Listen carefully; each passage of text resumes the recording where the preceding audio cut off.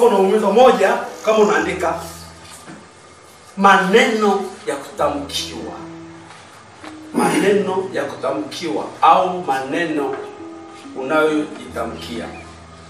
Maneno ya kutamkiwa au kile unachokiri.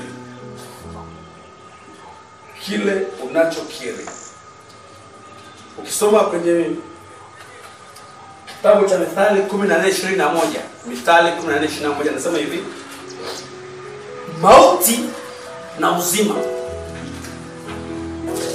Amesema mauti na uzima huwa katika uwezo wa ulimi. Sema mauti na uzima